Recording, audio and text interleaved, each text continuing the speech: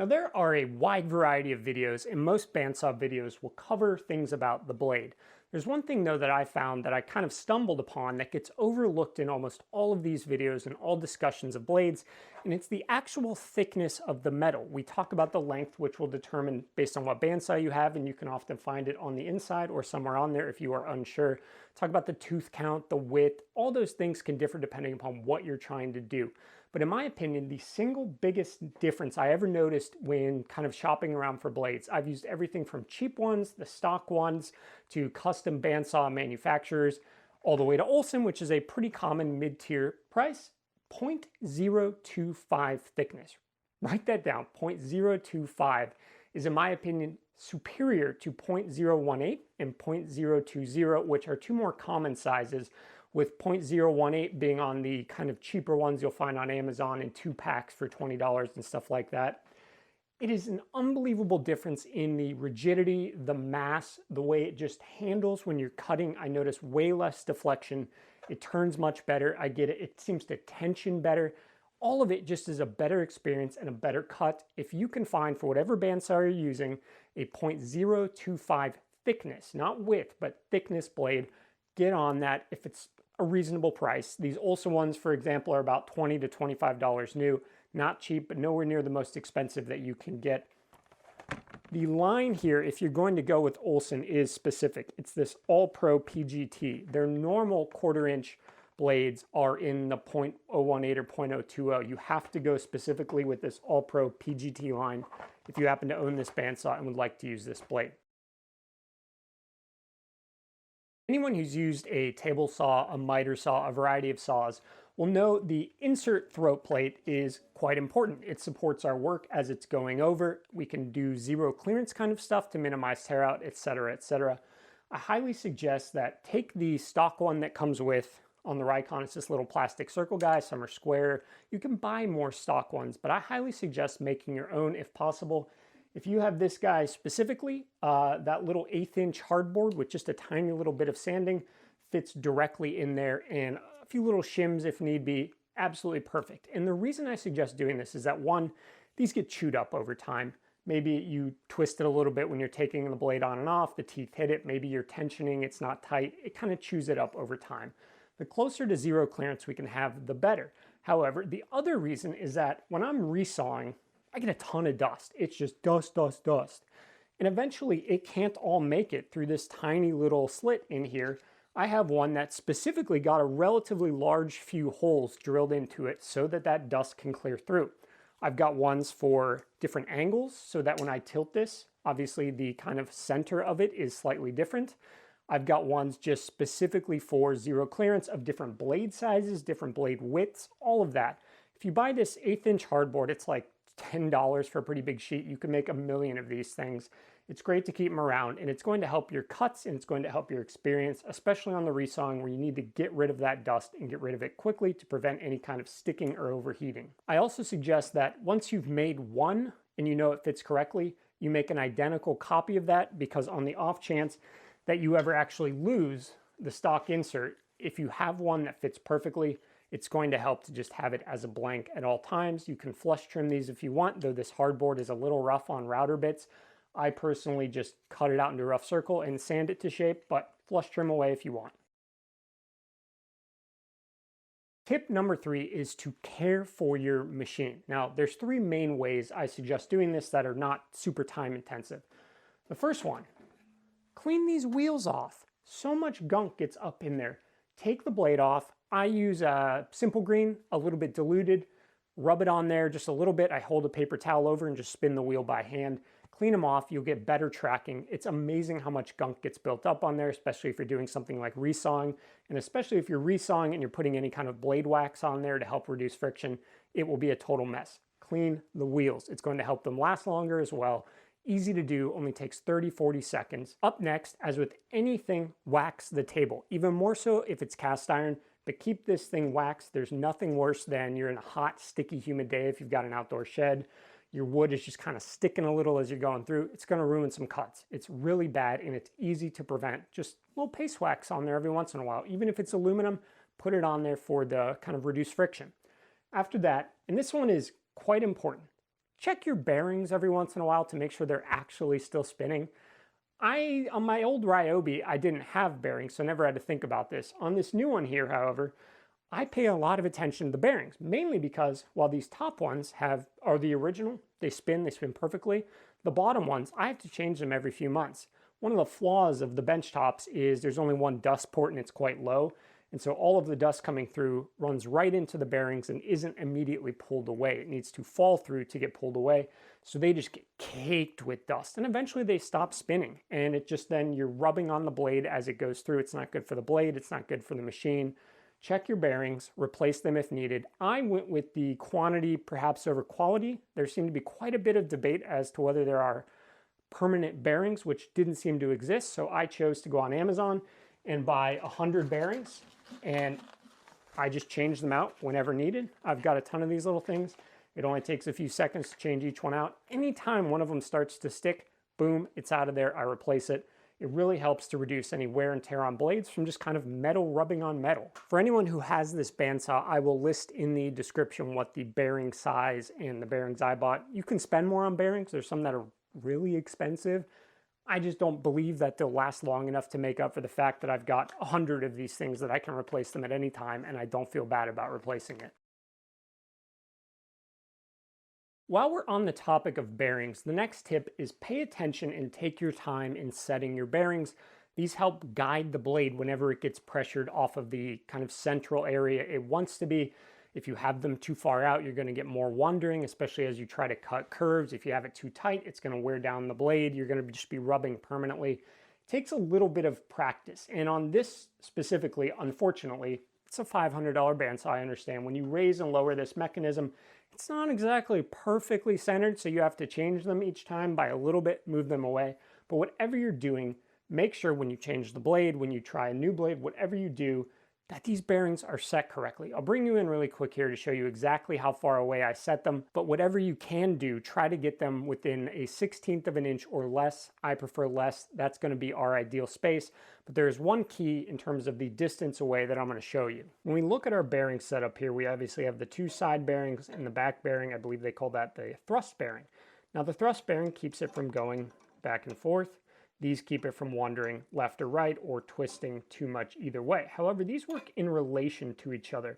We do not want the teeth of this blade hitting up against these bearings. We want this flat area to be what is up against them. If you set this too far away or these too far forward, it's going to run into the teeth, and we don't want that to happen. We need to test ahead of time. So here is exactly how I have mine set. You can see from this angle, I have it just set just behind the gullet there, and the rear thrust bearing is set so that when this pushes up against it, I'm currently engaging, the teeth are just still in front of this bearing right here.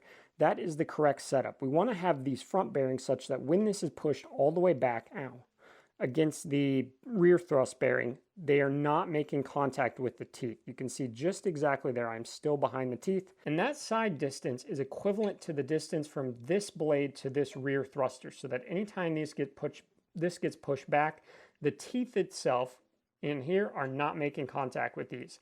Now I keep it pretty darn tight. I am certainly closer to a 32nd of an inch than a 1/16 of an inch, but lower quality bandsaws will have more variance, lower blades will have more kind of variance in them, so sometimes you just have to set this one further. If you have the Rikon, this entire mechanism moves back and forth together, which is very nice. I don't remember exactly how the Ryobi did it. I don't even believe it had bearings. I believe it had cooling blocks. But if you have bearings, maybe the Wen or something like that, make sure these are all set correctly so that we are never having the teeth hitting this, but we also don't have much room either way so that our blade can't twist. We don't want that twist all over the place. Now the next one is going to be dependent a little bit upon what bandsaw you have, what kind of fence comes with it, and what you do. About a couple months in, was not particularly happy with the height of the fence that came on the Rikon. Great little fence. For 99% of stuff, great. But for resawing taller stuff, it's relatively short, not giving me a ton of in-feed and out-feed support, and it's not very high. If I had a high board, I had to hold it always kind of at a lower spot. It was just a little awkward. So eventually I came up and made my own fence extension. This was relatively simple. I just borrowed the kind of fence holder that came with the thing itself.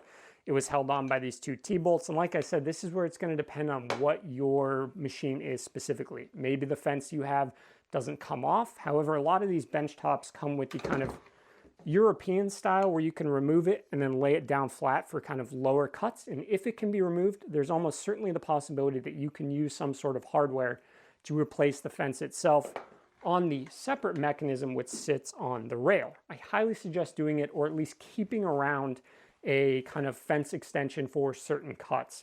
This has greatly improved my ability to resaw on here. I can do much longer boards because I have a lot more reference surface. Overall, I would do this much quicker if I had thought about it when I first got the bandsaw. This should have been one of the first things I did. Never crossed my mind that I could just make my own. Highly suggest looking into this. If yours doesn't have something that is replaceable, there are magnetic versions from Carter, I believe, that it's a little trickier. It doesn't exactly ride on the rails, but you can buy magnets yourself, those mag switch magnets. A lot of people build their own fence, put those in there, and it holds it down. Any way that you can either increase the height or extend the length of your fence is going to help with either longer rips or resaws. I use this all the time for ripping wood that has either kind of started clamping on my table saw due to internal pressure, or that is sketchy and I think it's going to do that. I'll come over here, I'll rip it down the middle on this, and I'll shave it down over there on the table saw. Having this extra length for in-feed and out-feed support is excellent. There are generally two schools of thought here. Some people say that this blade should ride directly on the middle of the tire. Other people say that the gullet between the teeth should be on the crown, so basically in the middle. Bandsaw wheels, the tires and the wheels themselves have a crown on them. They're not flat like that. Helps keep the tensioning on the blade. I personally do not believe that either of these is right or wrong. Every single blade I've used, or at least different thicknesses, different manufacturers, they never ride in exactly the same spot. There is always a slight variation in wear. This blade, these Olsons, ride slightly behind the gullet being on the crown. It's slightly more towards the back than the front. My opinion is that do whichever or wherever actually works for you. I go through and I do all of the kind of testing over here and the testing here. I'm looking at the flutter. I'm looking at how much pressure I can take. And when I get this thing going to where I'm not getting any fluttering, I can still press over 1/8 or 1/4 of an inch on that side, and I can hear that the machine is not freaking out. I don't care where it is on the wheel. As long as it's tension and it's not going to fly off and I've got the bearings there, it doesn't really matter. It doesn't need to be in a specific spot. It just needs to be in the right spot, which is going to come down to your machine and the blade. So when you go through videos and you hear about where to place the blade, yes, ideally we want to be in the range of those two, somewhere between dead in the middle or gullet in the middle, kind of just in this range. Wherever it ends up correctly riding, and therefore you getting the best cuts, is the correct spot for that blade on your bandsaw. You can see here my blade currently, which is tensioned absolutely perfectly for me and my bandsaw. It's not directly in the middle. The gullet's not directly on the crown. It's slightly off to the right here, but that's just where this blade on this bandsaw wants to ride. So as long as yours is cutting fine and the machine's not making a ton of crazy noises, and it passes the flutter test and it passes the tension test on the left, the push test with your finger, just let it ride wherever it wants to ride. My final tip is a two-parter, and it's more of a quality of life, convenience sort of thing. Get yourself a light, if not more than one light. This is just magnetic. Helps to have something made of steel. I think that's steel. To be magnetic, but whatever you do, try to get some kind of light. Even if you have to clip it onto something, anything like that, it's unbelievable how much better you're able to cut when you can quite literally see. If you've ever tried to cut walnut with dark pencil on it, you'll know how hard it is to see, especially once some dust gets built up on the surface. Get yourself one of these little goosenecks. I believe these were $20 for 2 from Amazon. They've lasted, I don't know, 1.5 years now. They're still going strong. And the second part to this, and I do this with all my machines except my router table for other reasons, I take the keys and I glue little magnets on them. Cheap magnets. They're not even expensive, high-powered ones. This is one of those machines where there's kind of a decent amount of fiddling with it between changing blades and everything. You have to do more actual kind of in there, touching the blade, moving things around than on a lot of things when you're doing setup. If you do not remember to take this key out, even though It's one of the less dangerous tools in the shop in terms of how it could actually harm you. I think it's one of those where you're intentionally having to get closest to the sharp object than on any other tool. We don't really need to go in and play around with router bits when they're in the router. With this, we actually have to get in here and touch it intentionally and all of that.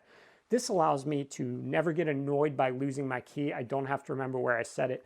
I always just take it out, pop it right there. And for my drill press and a few other things, and it truly is the one thing that got me to always take the key out. Obviously, if you have kids, this is even better. Just take it, stick it on the top. It's not going anywhere. And as long as they can't climb, or at least climb that far, you're good to go. But for anybody, I highly suggest, especially on the bandsaw, magnetize the key, or rather glue a magnet on the key, and just stick it onto the side. Well, that's going to do it for us today. I hope you learned something. If you can teach me something, please leave it down in the comments. If you don't agree with anything here, please leave that down there too. I'm always interested in constructive criticism or debate on some of these topics. Even if I don't reply to you, I read all of the comments, so I really appreciate anything you have to add that I could learn from as well. All right, have a good one. Bye.